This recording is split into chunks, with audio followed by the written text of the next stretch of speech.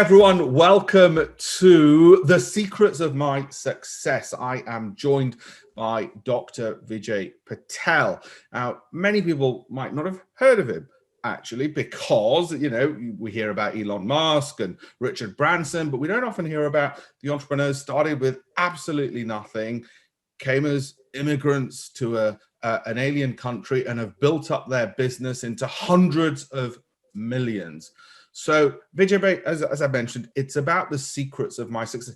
Now, tell me, going all the way back to the start, you went to university, you read pharmacy, and I think that's where you met your wife, at university. Correct. Tell me, let's start off at university. What were some of the secrets to success? How did you start going from that into becoming a businessman? Well, I always, my upbringing, as you know, is from a very humble start.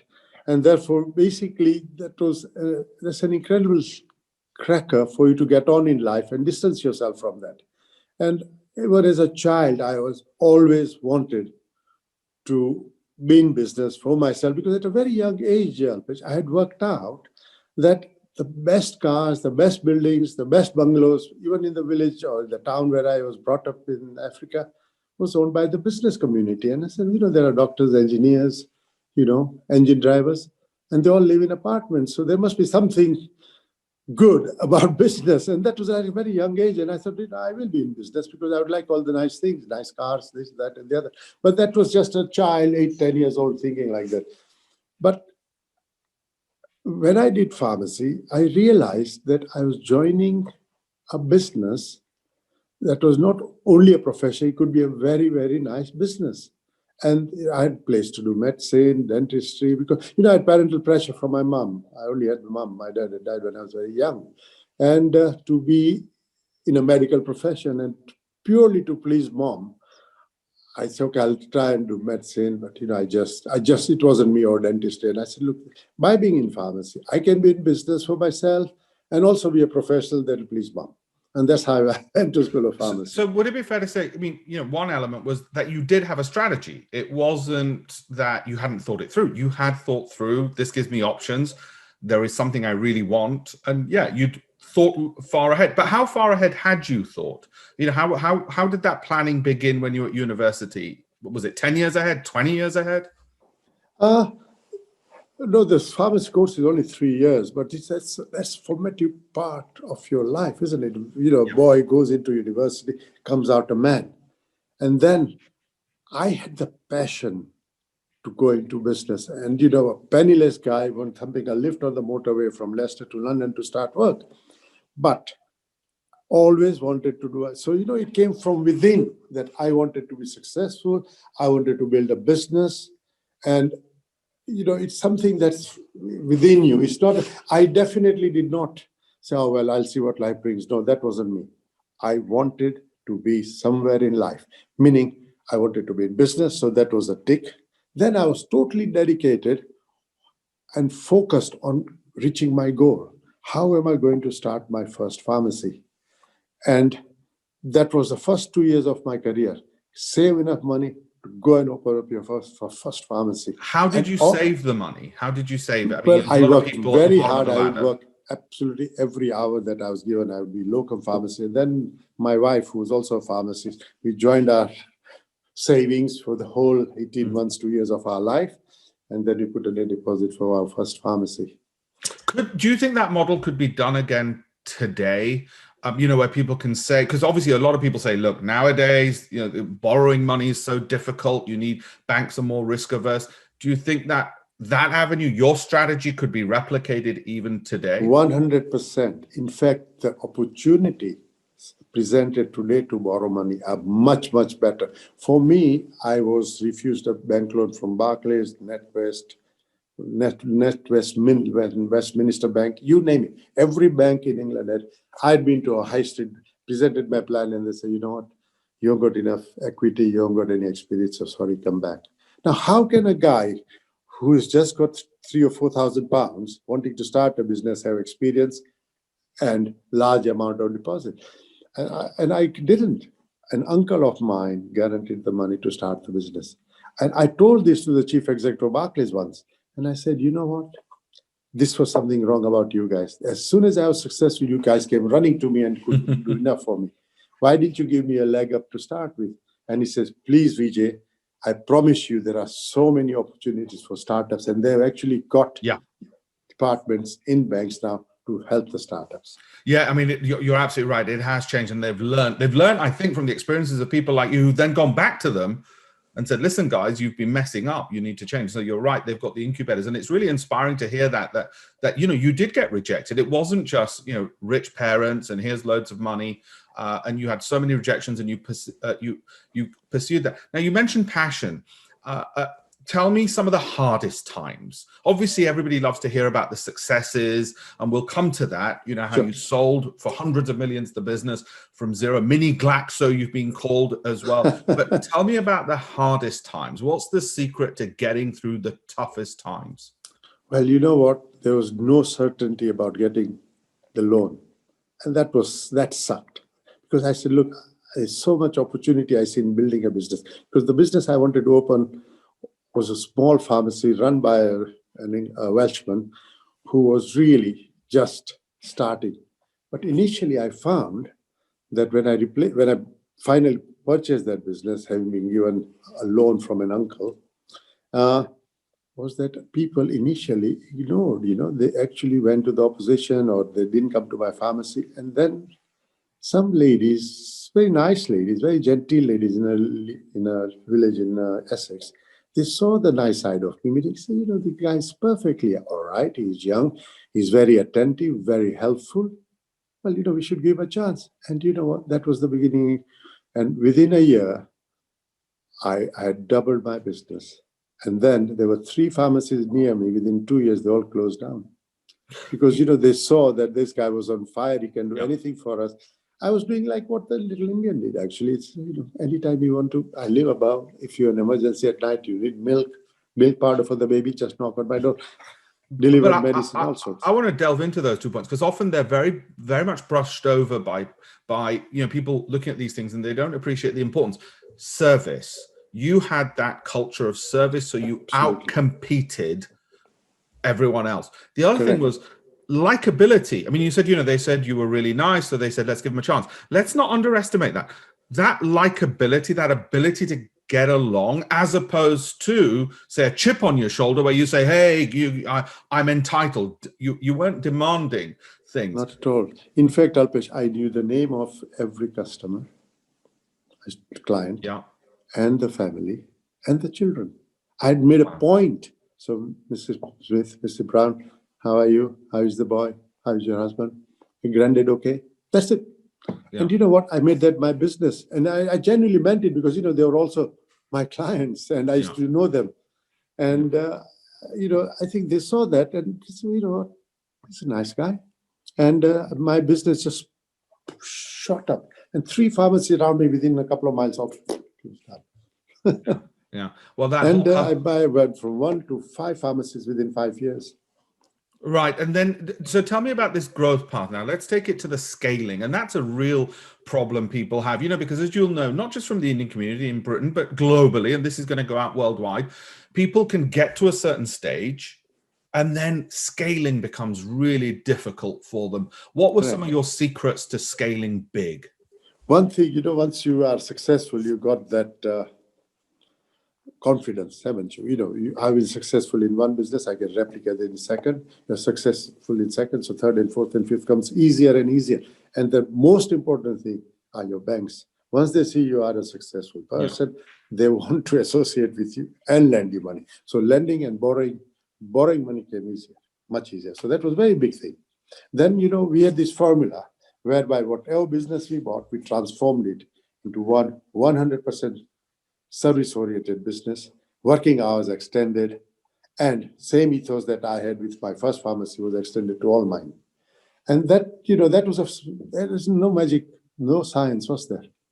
It's just... Well, the thing is, it's always funny. The successful people always say, oh, it's really simple. But actually, people looking out from the outside, they do, of course, find it harder. So you had a formula for success, and you kept consistently applying it. Correct. And it worked. Yeah. So the chain then grew within 5 10 years to 25 units. So that was good. My brother joined me in 1982 because I was building this thing and I was struggling. And, entrepreneurs often lack management. They lack human, they don't know how to handle human resource. They are not disciplined. I suffered from all that. I had a formula to succeed, which was great. It worked. Yeah. But at the same time, I was struggling to manage all those businesses, growing businesses, and I needed somebody who had a disciplined mind. And my brother is an architect. He's an incredibly disciplined mind, very good manager, And that's administrator. Bikubai, yeah. Yeah. He's an excellent administrator because, architects think in 3D. And he always foresaw problems, whereas I was stretching to the sky, saying, I want to build bigger. And I guess that's where the element of luck and chance comes in, which always exists in business. You were lucky. You had a brother who had the skills you needed. Otherwise, it presumably would have been a bit risky trying to find somebody with that. At that level of, yes, I was very lucky that I had a very capable brother who left his architecture profession, very bright man. And he's been, he was successful in his own right. But I said there's a lot more here. Anyway, now, at certain level, any entrepreneur building a business has to recognize that he hasn't got all this ability. He has got ability to build a business, but he's not the best administrator. He's not the best accountant. He's not the best manager or the marketeer. And then you have to surround yourself. And this is very important for all entrepreneurs to realize that they're not best at most things, actually. Yeah. And therefore, they have to surround themselves with these guys who are capable, but they have to buy, and I always said, they have to buy into my vision. And look, this is a winning formula. We are doing it. All I need you to do is look after certain aspects of the business. You look after the sales, you look after the marketing, you look after the asset, you look after accounting, all this. And then you can grow the business. And that's exactly what I've done. And you know what? I have not been trained as a manager or I haven't got a degree in economics. I just learned as I went along. Yeah. But it's very important to recognize that you are not the best at everything.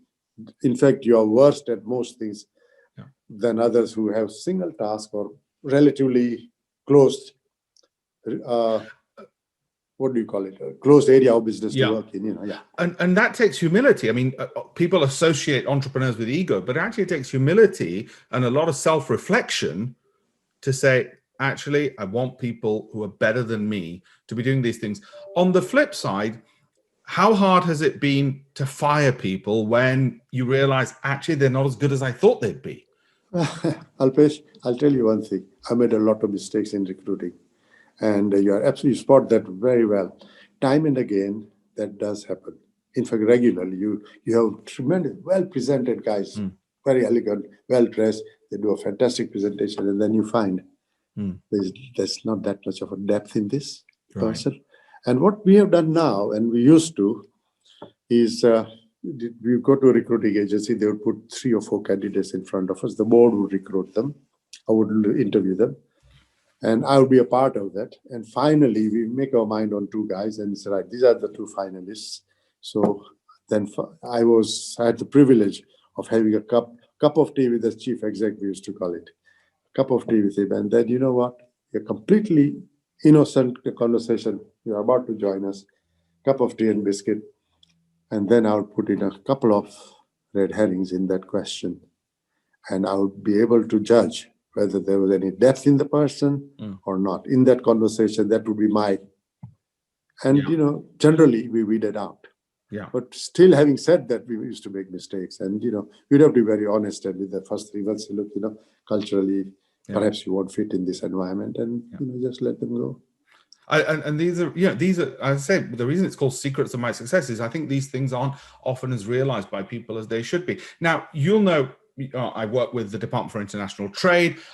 They're going to be seeing this as well because we want to attract more entrepreneurs to the United Kingdom.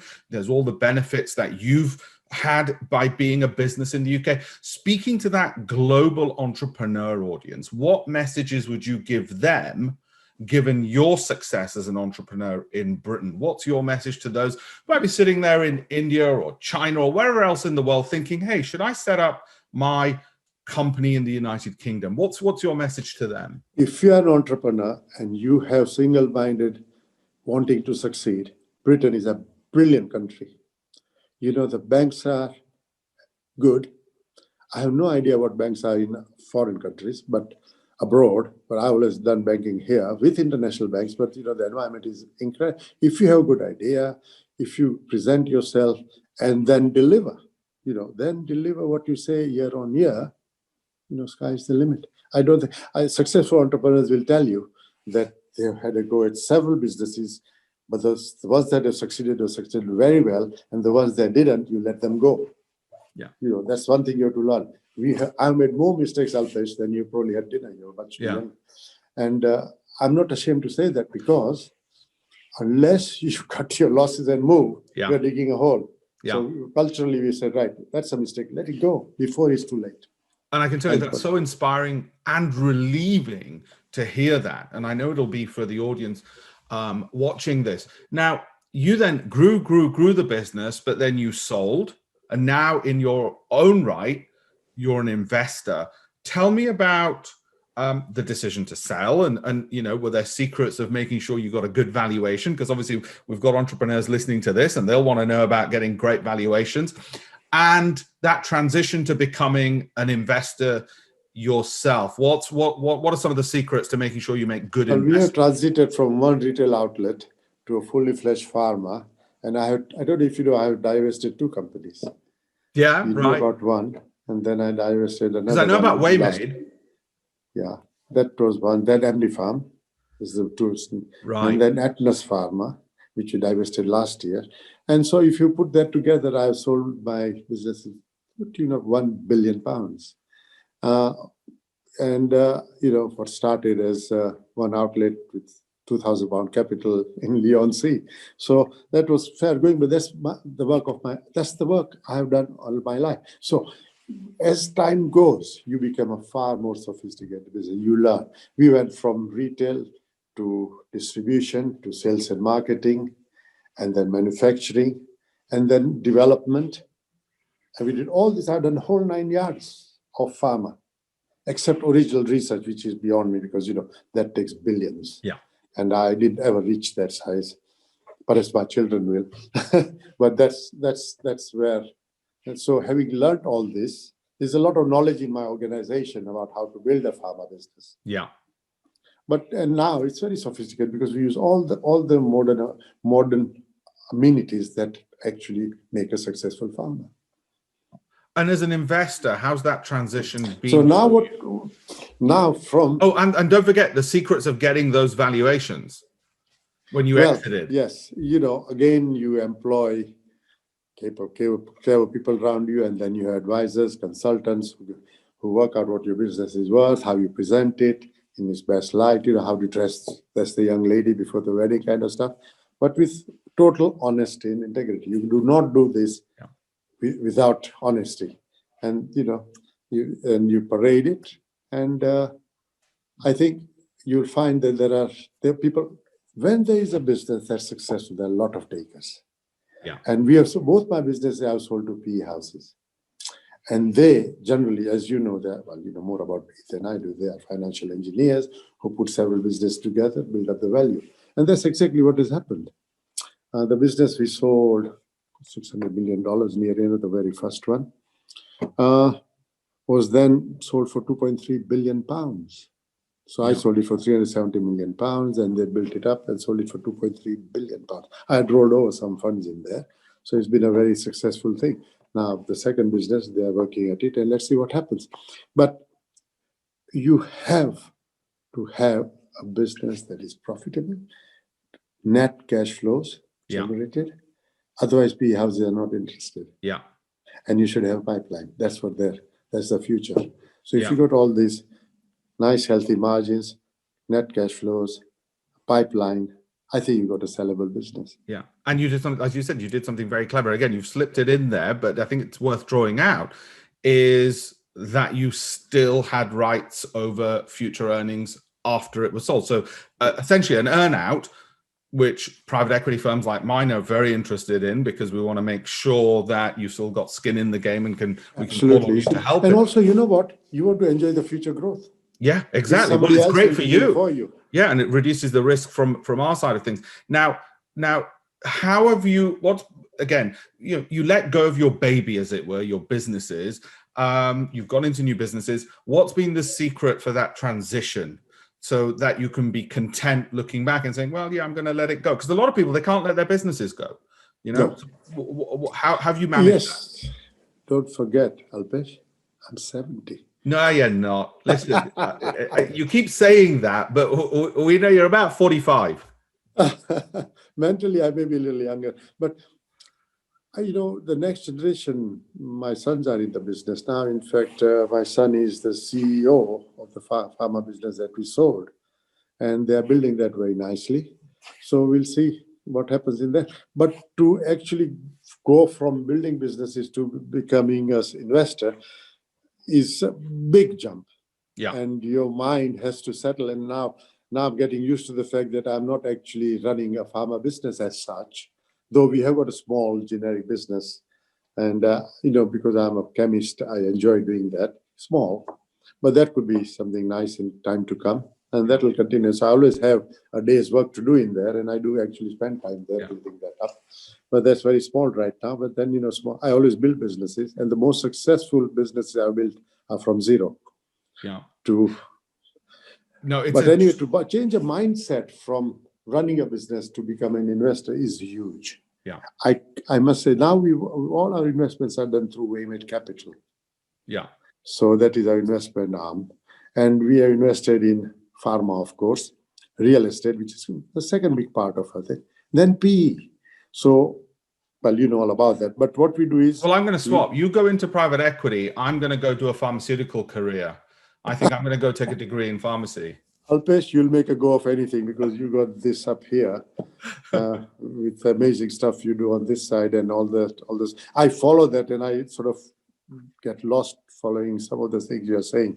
But that will have a separate conversation sometime because we may want to do some investments with you. Perhaps, have you got people who can come and actually speak with us, or we can do video conference? It's not difficult. Yeah, no, we can take that conversation offline afterwards. Happy to go through all of that. But that's now I've got a team of people working in the Waymaid Capital. Yeah.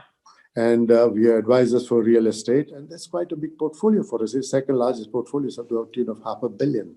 Yeah. Real estate, the rest pharma. And then PE, we invest with virtually as PE ourselves. We partner with PE and also invest with companies, PE houses. So these are all the 3-4 things. Yeah. And then we have actual asset management with several banks. Right. Wealth managers. So I guess one of the secrets to continuing to be successful is not slowing down, because clearly you haven't. But because time's got the better of us, there is one other thing I've got to mention, and you're too humble to mention it, is the amazing philanthropic work.